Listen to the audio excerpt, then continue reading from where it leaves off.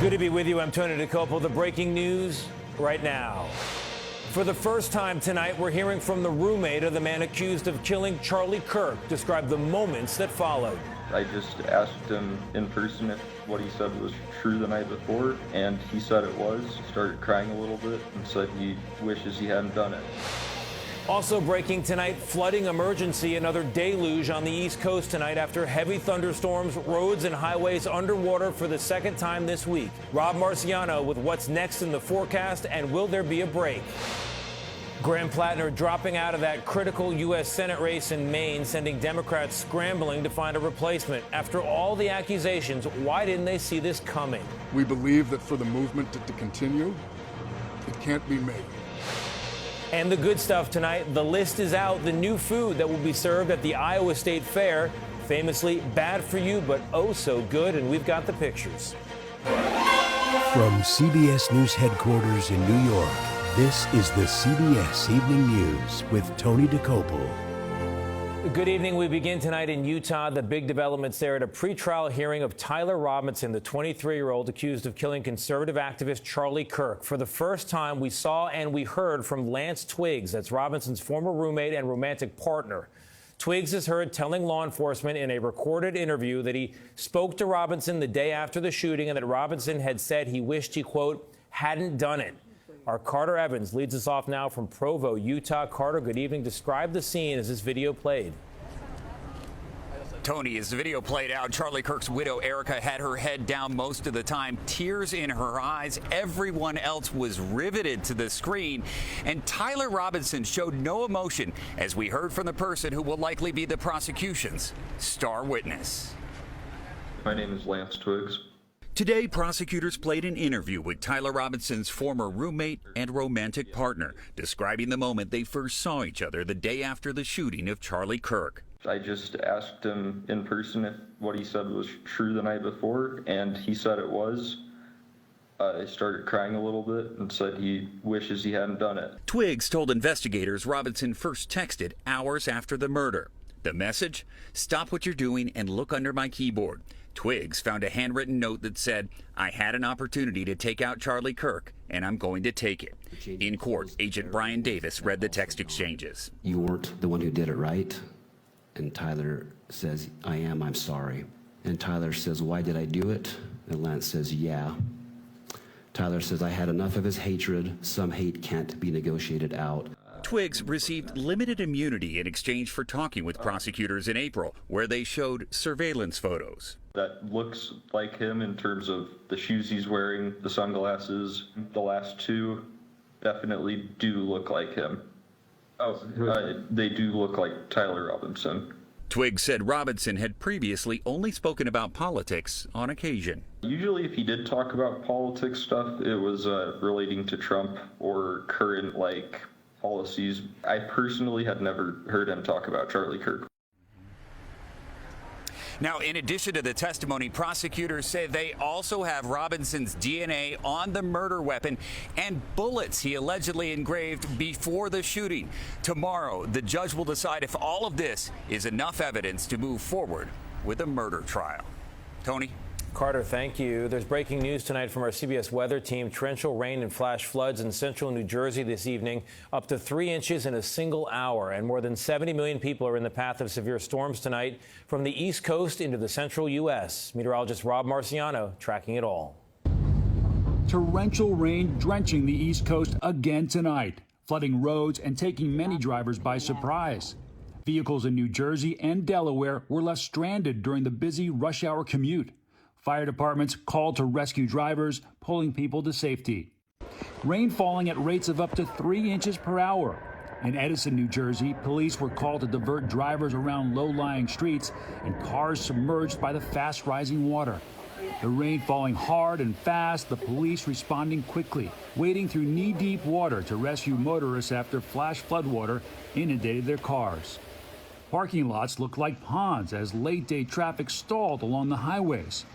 The storm moving through as people in the Northeast were drying out and cleaning up following another major storm earlier this week. And unfortunately, we have more rounds of rain coming this week, but we've got to get through tonight first. We still have flash flood warnings in parts of New Jersey, including much of Philadelphia. So they're still getting some heavy rain there. We've had some severe weather go through Washington, D.C., clearly just south of there, a tornado spotted heading towards the south part of Salisbury. Meanwhile, that flash flood watches, they go all the way back through the heartland. Some of these go through Saturday. Another day of soaking rain in New Jersey. Some spots getting 4, nearly 5 inches in Kendall Park, New Jersey. And this is after what we saw earlier in the week. So they are primed for more flooding if anything else comes, which we do think will happen. Maybe not tomorrow, because that's where it's going to be in Nashville and Lexington and Louisville. They're saturated as well. Heading across towards Roanoke. Another round developing behind that one tomorrow night in St. Louis. And so we'll see anywhere from maybe 1 to 2 inches across parts of New Jersey and Philadelphia. Back through Paducah, 3 to 5 inches of rainfall coming in the next 3 days. That certainly is enough to flood those folks a little bit more. Tony?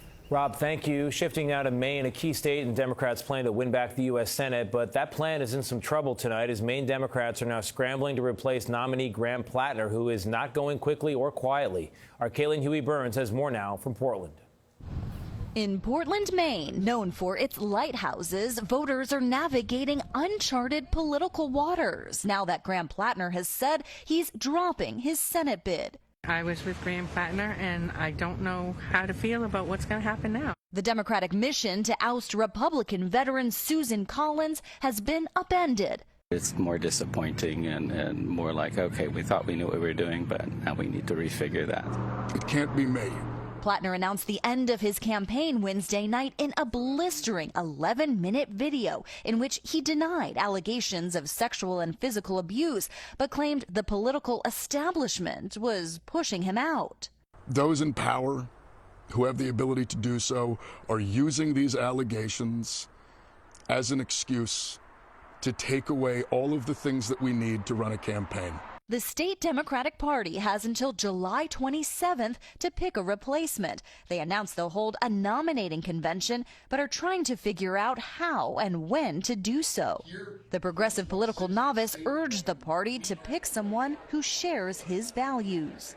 It needs to be driven not from back rooms, but by the will of the people. Even before Plattner's announcement, potential candidates were lining up to replace him, including former state Senate President Troy Jackson, a progressive Plattner ally. There's a movement right now of people that are upset with government, and I don't want to see it die.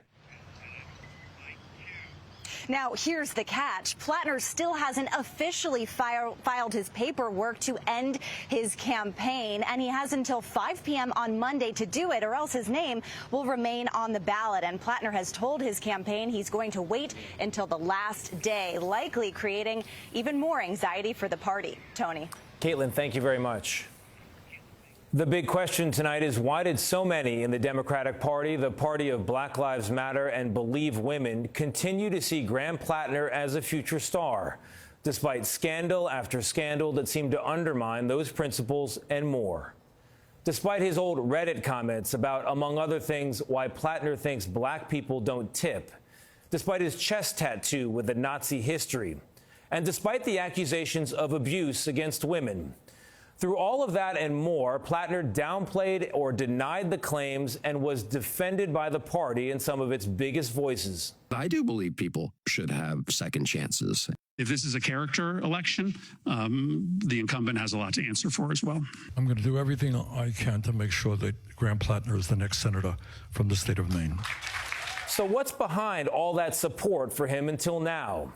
Could it simply be that he was winning? That he had blown out the sitting governor in the Democratic primary and sure seemed like the Democrats' best chance to beat Maine's Republican Senator Susan Collins? In political circles, the answer, it appears, was yes. Many Democrats knew Plattner had character issues. The theory from Daniel Moraff, the political strategist who plucked Plattner from obscurity and made him into a star, was that the voters wouldn't care, that they wanted, quote, real people who have lived real lives. I mean, we want people who didn't run for student council, right? We want people who have not been spending their entire lives planning their ascent to political power. But after Plattner was accused of rape this week, it turned out that theory had its limits. Character does matter. Plattner denied the accusation, but for some Democrats, he had committed the one offense no political party can tolerate. He started to look like a loser. Turning now to the most intense fighting between the United States and Iran since President Trump struck a deal for talks. That was 3 weeks ago. The U.S. pounding some 90 targets in Iran overnight, and Iran responding with ballistic missiles and drones aimed at U.S. bases and military assets in the region. We get the latest now from Chief White House correspondent Nancy Cordes. Another barrage of U.S. strikes has pushed the two-day total of Iranian military targets hit above 170, as the Iranians targeted U.S. facilities in Kuwait, Qatar, and Bahrain. At a funeral march for Ayatollah Khamenei, the crowd unfurled a banner that read, "Hey Trump, we will kill you." I'm number one on the kill list for Iran. The White House offered a new explanation today for why Trump left Turkey yesterday on the old Air Force One after flying there on the new jet gifted by the government of Qatar.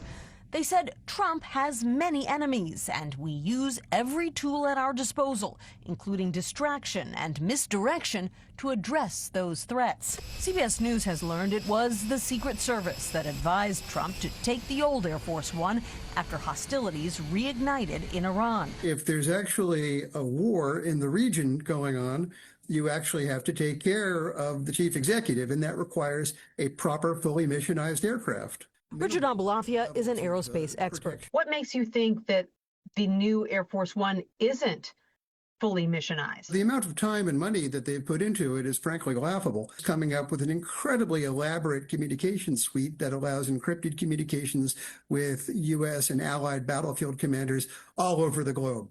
This is a many-year, many billions of dollars undertaking, but that's not what happened here. What happened here is that the U.S. Air Force spent about 1 year retrofitting the jet, so Trump was able to use it for the first time last week, just in time for the nation's 250th birthday. Tony? Nancy, thank you. Up next, new developments in the case of the missing mom, Lynette Hooker, who disappeared off the Bahamas coast back in April.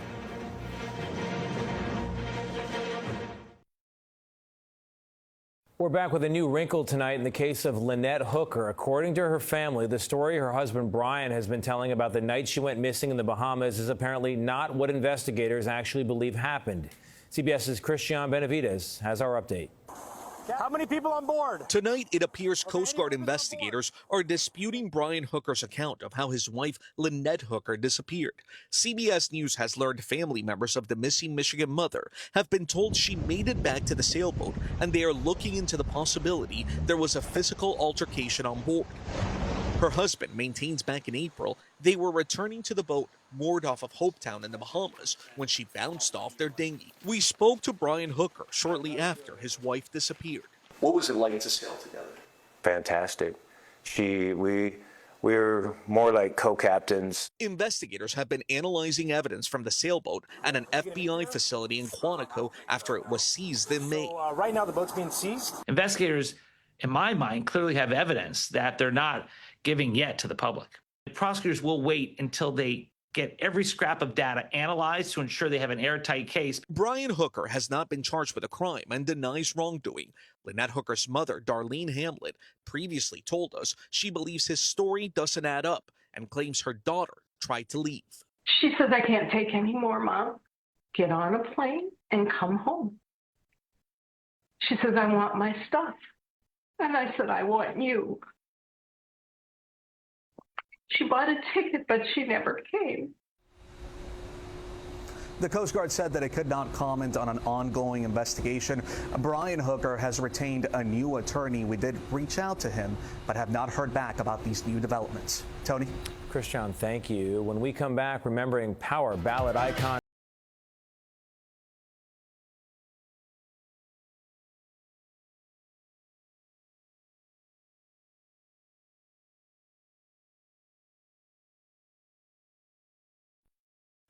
No matter where you get your music, there's a good chance you heard a tribute today to Queen of the Power Ballad, Bonnie Tyler. There's nothing I can do a total eclipse of the heart. One of the biggest hit makers of the 80s died yesterday after a long illness, leaving behind a catalog including It's a Heartache, Holding Out for a Hero, and her most popular hit, 1983's Total Eclipse of the Heart. It's a song she said she never got tired of singing. Her voice, iconic and raspy, was actually an accident caused by screaming too soon after vocal cord surgery. She was frustrated, she said. Former VJ Martha Quinn said the voice is part of the DNA of every member of the MTV generation. Bonnie Tyler was 75 years old. Outside Baltimore tonight, investigators are trying to figure out what caused this crash of a commuter bus. You'll see it in the upper left of your screen.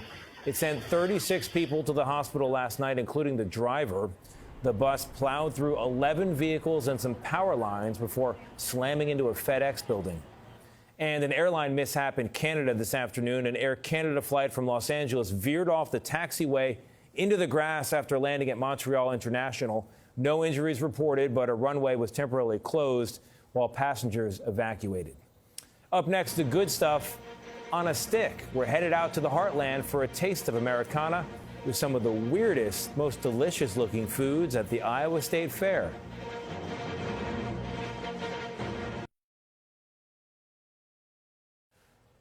We are back with the good stuff. The Iowa State Fair, which opens next month, they've just released a list of the food you can expect. Corn dogs, of course, since along with being at least 35 and a natural-born citizen, the requirements for being president now include nibbling on one. But this fair is much more than corn dogs. Past years have helped popularize the entire food on a stick idea. Quote, Americana in its most portable, edible form, according to the good people at Eater. And in addition to fried Oreos and anything else that can be fried or wrapped in bacon, you'll find it there. And while much of America has indeed moved toward eating clean, whatever that means, they're going in a different direction out there in Iowa with 80 or so brand new foods. Among them, Star-Spangled Swine. That's pork belly and red soda glaze with blue and white honey crystals, served on a stick, of course. For vegetarians, there's the Flintstones-themed Bedrock Twist, a deep-fried pretzel topped with fruity pebbles.